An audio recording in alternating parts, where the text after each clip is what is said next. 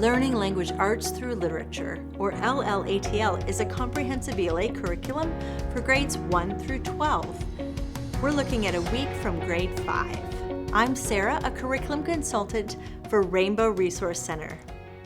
Let's discover the components, the literature, and what a week of lessons might look like in your homeschool. The program is Christian, but on the neutral side, with only select passages having religious content. Regular dictation and a focus on literature gives it a Charlotte Mason approach. Parent involvement is medium, since there are elements a student can complete on their own. It would appeal to a visual learner, and there are required resources, which are the 4 novels you need to gather. Each level is identified by a color, with the grade number discreetly on the back, making it a good option for remediation, and it's affordable. Components include a teacher guide, a student workbook, and 4 novels to read in each level. In this grade, the 4 books are Farmer Boy, Trumpet of the Swan, Caddy Woodlawn, and Number the Stars. I decided to share lesson 10 of each grade level in case you want to compare apples to apples on the various levels. There's a link to a placement test on the free handout as well. However, lesson 10 in grade 5 is a heavy composition 2-week unit, followed by a book study. Instead, we'll show lesson 12, which is a more typical looking week. The lessons between book studies are called Everyday Words, and they use a passage from the most recent book read. Or it could be a paragraph from another book, a poem, or a short story. This week's passage is borrowed from one of the novels, and lesson highlights include capitalization and punctuation, root words and prefixes, homonyms, comparative adjectives, and interjections. Monday. Our passage this week is from Trumpet of the Swan.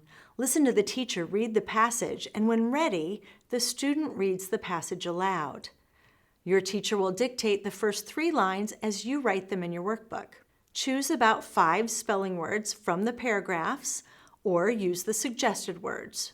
Next, for phonics practice, copy the words and underline the common letters EAR. Introduce homonyms. A misunderstanding between father and son in the passage happens due to a homonym. Complete the next exercise using a dictionary. Tuesday, look at the father-son conversation in the passage and discuss the son's limitation. The next part is about writing dialogue and using quotation marks. Read over the rules for using quotations together, then complete the editing exercise. If any of you are concerned that as the teacher you won't know what the correct answers are, don't fret. All answers and suggested answers are provided in the teacher book margin for each lesson. Complete the last opinion question on your own. The enrichment is simple vocabulary. No reason to skip it. Wednesday, commas. Look at a particular sentence in the passage. Why is there a comma here? This moves into adjectives that can be described in degrees like smart, smarter, and smartest. These are the positive, comparative, and superlative forms. Apply this to the next exercise.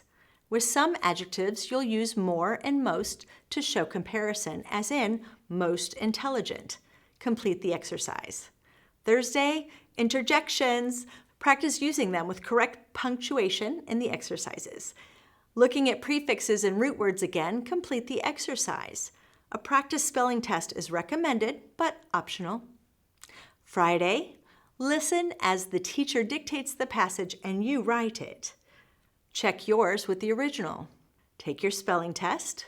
Choose what review activities complete, or just do them all. They're short and they're good for you. This week covers capitalization and punctuation, root words and prefixes, homonyms, comparative adjectives, and interjections. Also, review makes for a good assessment of your child's understanding. LLATL gives you confidence knowing you're covering appropriate grade-level language arts skills. From the existing framework, you can add more spelling, grammar, or handwriting as your student needs.